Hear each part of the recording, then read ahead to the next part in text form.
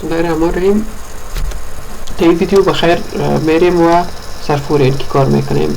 تا حالا پرایمری کی ریست کرده بودیم و فورین کی ریست نکرده بودیم. فورین کی ریست میکنیم، بعدش در ادامهش میریم و دوباره از طریق آلتر فورین کی خود حذف میکنیم و دوباره از طریق آلتر فورین کی اضافه میکنیم تا اینکه درست یاد بگیریم. در صورت خواسته باشیم که فورین کی خود دوباره فورین کی خود آلتر کنیم، چگونه میتونیم این کار انجام بدیم.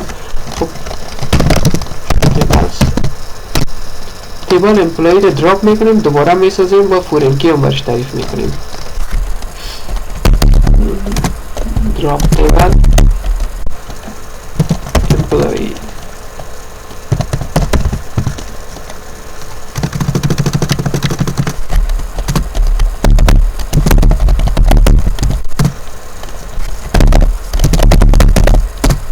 حالا میبینیم امپلایی هست شد. دوباره امپلایی خود کرییت میکنیم. کرییت امپلایی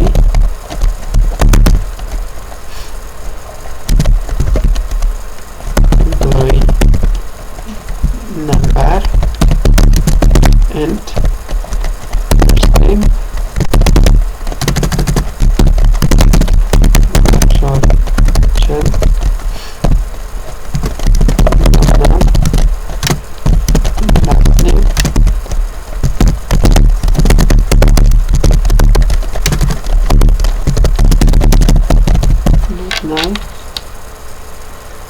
دیگه دیپارتمنت داشتیم.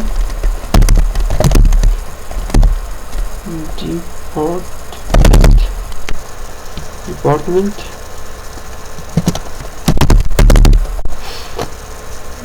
برچار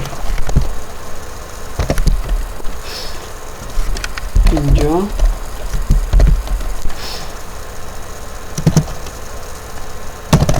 نام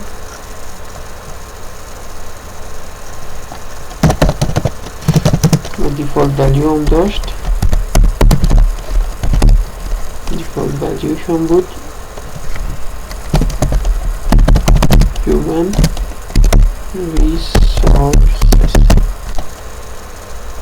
resources و همچنان داشتیم فون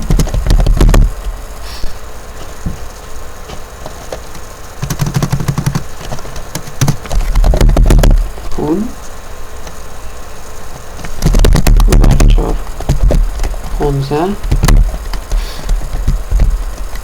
برچار 15 نل اجازه میدیم.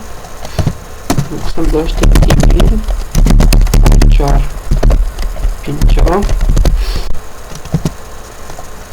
نل اجازه میدیم و یونیک. بخاطر یونیک انتخاب کردیم که ایمیل هیچ وقت مشابه بودن نمیتونن دادن ایمیل. خب ایمیل عمل کردیم. حالا constraint اد میکنیم. constraint employee به constraint خود نام میدیم employee که یا primary key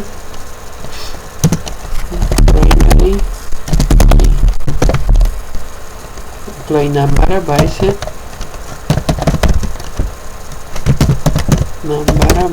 primary key انتخاب میکنیم. constraint employee pk primary key employee نمبر.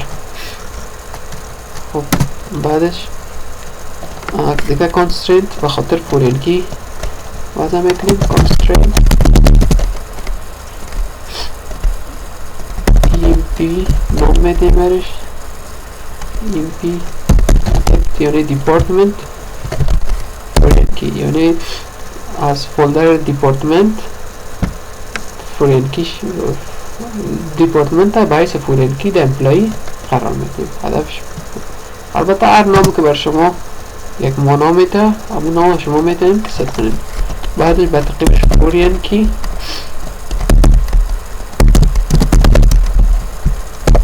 فورین کی دیپارتمنت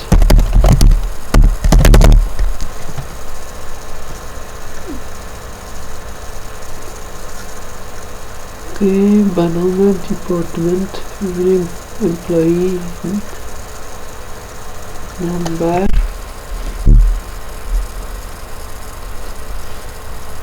اوکی در بالا امپلایی نمبر و سپلینگش هم اشتباه کردیم و هر صورتش ببینیم به نام دیپارتمنت کلام ساخته بودیم امپلایی نمبر and first name varchar chel not null last name not null department bare department varchar pinja not null default human resource default variation human resource department قاس بسته میکنیم references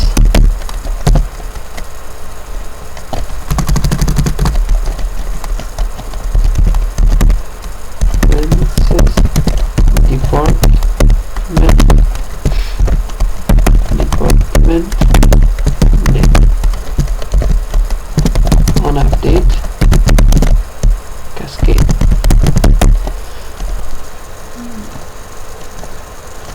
زمان که آن اپدیت کاسکید انتخاب میکنیم البته آن اپدیت کاسکید که انتخاب شود زمان که دو تیبل ما که فورین کی موجود داره یا اگر واضح تر بکنیم اما دو از جایی که ما فورین کی را گرفتیم یعنی از اون منشش که ما فورین کی را اینجا قرار داریم زمان که دو جا ما تغییرات بیاریم فرضاً یک کالم تغییرات بریم زمان که اون اپدیت کاسکید انتخاب شود دو صورت دو جک تغییرات آمده شود در پرایمری در فورین کیشم در تیبل دیگه تغییرات ایجاد میشن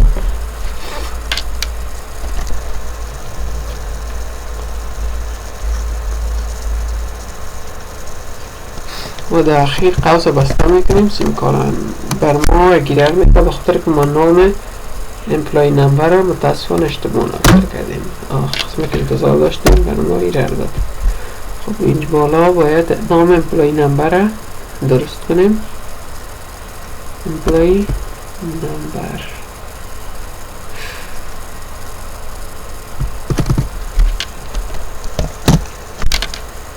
امپلای نمبر حالا اگه اشتباه نباشه بازم میبینیم که اشتباه بوده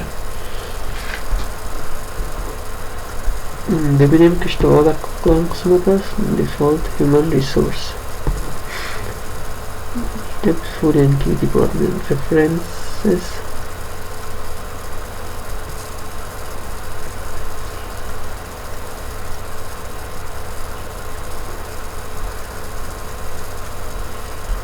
department name bit cascade we have error mysql6 and version near default human resource full virtual points and null email virtual window null unique لاین یک در لاین یک چی اشتباهی بوده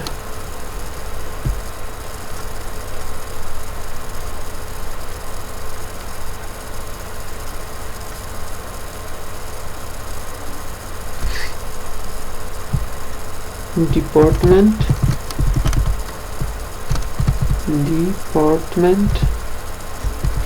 virtual pinja not null این قسمت ما اشتباه کردیم یک کامه اضافه دادیم default human resource حالا انتر کنیم خوشبختانه دیگه کدام مشکل موجود نبود حالا میریم شروع بازش میکنیم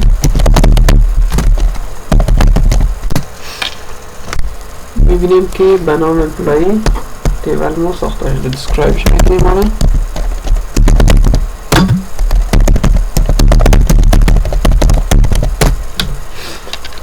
خب میبینیم که امپلای نمبر باعث پرایمری کی انتخاب شده و دیپارتمنت هم اینجا به قسمت مال نوشته است باعث فورین کی یعنی مالتیپل فورین کی در دیتابیس دیزاین شما حتما با کانسپتش آشنا هستین که چون که تیبل فورنکی ما میتونه که تکرار شود، یعنی به خاطر مال نوشته میشه اینجا. و دیفالت ولیوش هم human resources. خب اگر حالا خواسته باشیم از طریق آلتر پرایمری کی اد کنیم یا از طریق آلتر خواسته باشیم کدام فورین کی را حذف کنیم و دوباره فورین کی علاوه کنیم، در این صورت ما همچنان این توانایی را بر ما همین آلتر بر ما این توانایی را میده. خب همین فورین کی را فعلا در دیپارتمنت ما فورین کی ست کردیم. خب اگه خواسته باشیم همین فورین کی را دوباره از بین ببریم، آلتر تیبل با نام امپلوی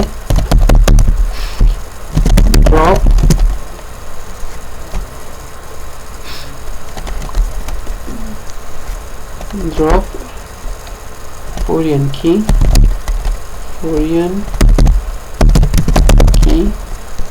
key ما با نام چی بود؟ foreign key ما در بالا foreign key انتخاب کرده بودیم emp dep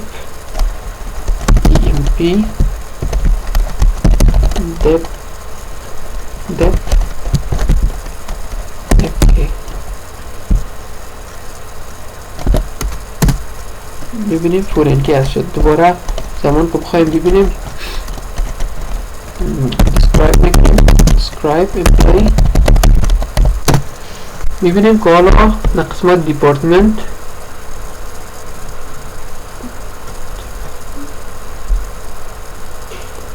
البته فورین کیش قسمت انتظارش داشتیم باید حذف شده باشه و این زمان درست برمون معلوم میشه که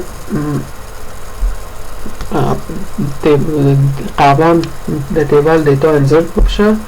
در اون زمان وقتی که ما وقتی خواسته باشیم ببینیم دیتایی که داخل تیبل ماست وقت بر ما نمایش داده میشه که آیا واقعا حذف شده یا ای که نه. خب فورین که قبلا چون حذف شده به خاطر بر ما ایرر میتن. خواسته باشیم دوباره فورین کی از طریق آلتر برش اضافه کنیم، آلتر تیبل امپلوی add constraint با نام بعدن employee یا depth یعنی فورین کی از department depth fk فورین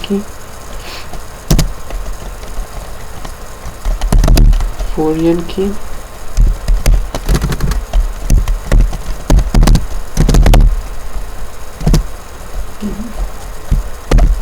department name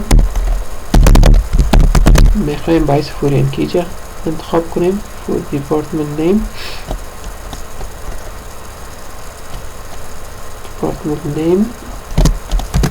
کاسا بسته میکنیم references and department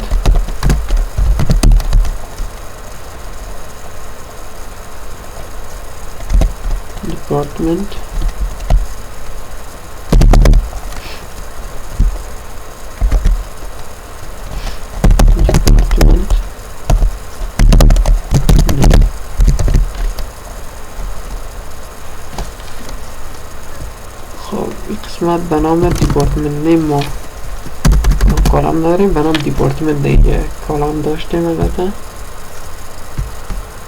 references department name آخر قسم کالم میبینیم که فورین کی ما موفقانه اضافه شد. حالا describe کنیم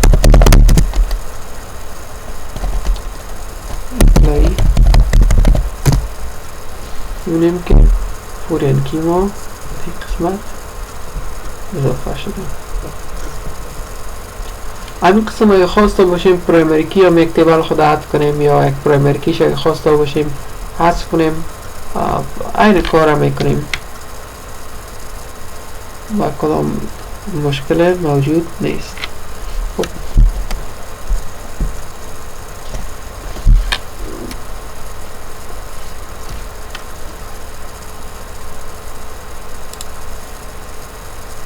خب موضوع طولتر مفصلا در شرح دادیم دیگه.